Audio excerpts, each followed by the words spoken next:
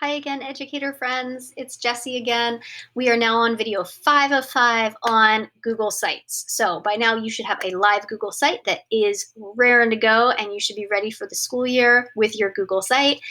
This video is going to talk all about how students can use Google Sites and also how you can push Google Sites out to your students. So definitely something to keep in mind. You can push these sites out to your students in a variety of different ways. You can link it to Google Classroom just to have students, like, you can leave that on the top of your stream of every day. Just log into the site, go to the site and see what's new for the day. That way they don't have to go and navigate the classwork tab, which I know sometimes students can get a little bit confused by. And Google Sites just kind of keeps it streamlined depending on how you have it organized. You can push it out to parents just as a here is my classroom and what is going on in my classroom, so you can stay involved that way.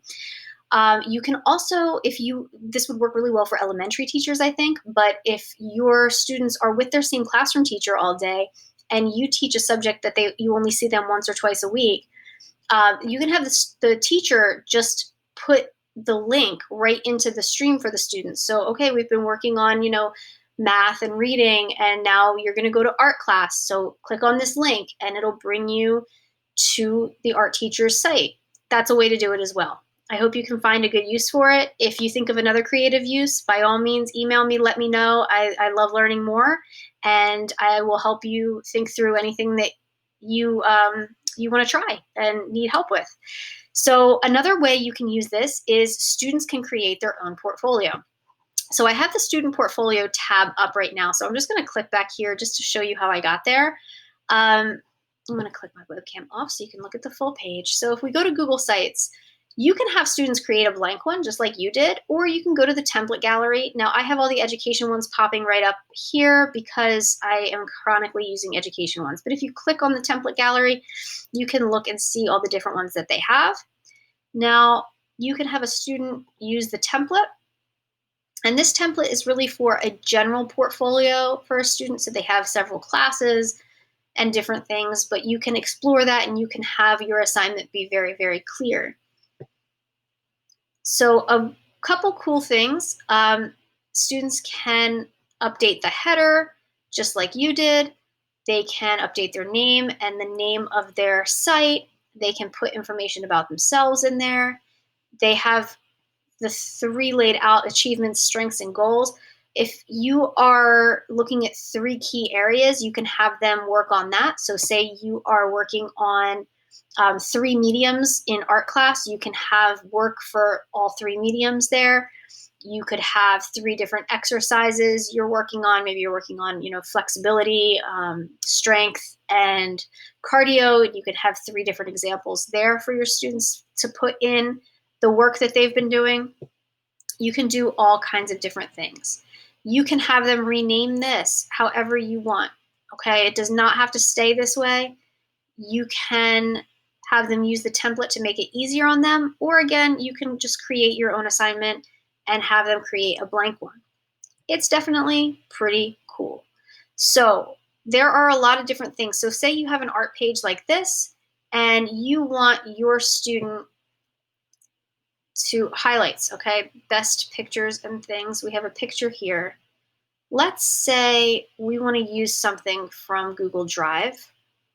We can click Google Drive up there, or we can click this and upload. So they could upload right from their computer. All right, that's an option if they have something saved to their computer, or if you have your students using Screencastify, which I highly recommend, and I'll talk about that at the end of this video. They can go right into their drive. There's the Screencastify folder. Once you start using Screencastify, it automatically populates. And they can add in content right from their Screencastify. So I recorded this video. It's just a lesson on an article we read, and I can embed that right into my web page. So say I want to put that here. No, it's not going to let me because it's an invalid type. Hold on, let's put it over here. No, not there either. Okay. Well, we're going to make our own then. So to make your own, you have your video, and then you're just going to add a text box. And then to add that text box to that video, you just drag it up till you see the blue line right underneath it and let it go. And now you have a description box right there. Okay. So you can use that tool, record your Screencastify video and put them right in there, right from Drive. You can use that yourself. You can have your students do it for their portfolio. It's pretty cool. So I'm going to show you a couple examples of student projects. So this is a student that did a project on Massachusetts, and they had a bunch of information there. You just have to make sure you're real explicit with your directions so they know what to put on. But all his different pages on his site have to do with a different part of Massachusetts, a different aspect of Massachusetts. So that's pretty thorough and cool. This looks like it's a senior project, a service project on training service dogs for autism and all the work this student did. And it looks pretty comprehensive, which is pretty cool. And keep in mind, these, see how the icons are different? This is using classic sites, which did not have anywhere near as many features as the new sites has. They just rolled the new sites out maybe a month ago. So we get the kind of the better version now, which is pretty cool. This looks like a fun project. This teacher had their student make a soundtrack of Jean Valjean's life from Les Mis, and they made a playlist and then had to describe what each song had to do with the character, Jean Valjean, which is pretty cool. And he had to, or she had to, use text evidence right there. There's some pretty cool things in here. So there's so many different things you can do. And these are just some ideas and just some examples of things that students have done in the past with the old Google Sites. The new Google Sites has so much more, and it's so much more user-friendly. So make sure you're embedding your own Screencastify videos in there. Now I'm going to show you one more site, and that is Screencastify Submit. So if you use Screencastify, which you should because it's awesome, and it's a great way if you are if you are trying to show students how to do something, if you're modeling, Screencastify is one of the best ways to do it. That is how I'm making these videos right now. Screencastify Submit lets students do it as well. So it's pretty neat, and they can submit their Screencastify videos right to you. So let's watch this little video.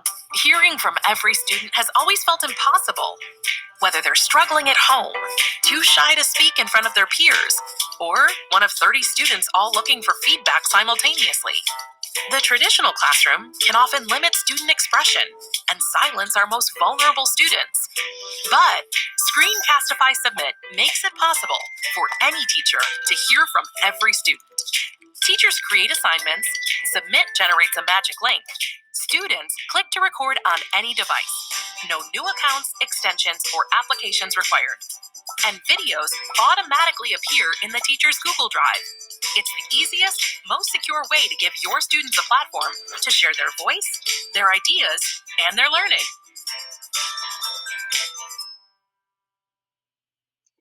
Hearing from So this is definitely something that I recommend. It is quite useful. You can go right to Screencastify, just Google Screencastify Submit, and it'll bring you to this page.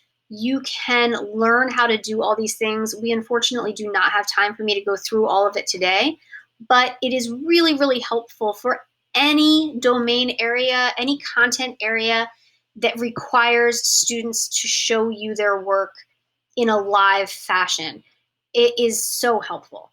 I find it really, really useful for reading comprehension and having discussions with students. I find it really, really useful for speaking assignments where students have to present. And I can only imagine how useful this would be for any visual performing arts, any physical education.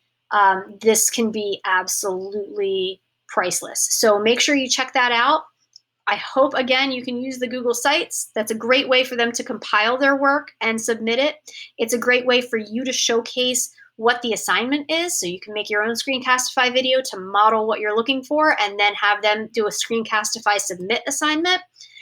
It's all really, really useful, and I hope you get a great I hope you get great use out of it.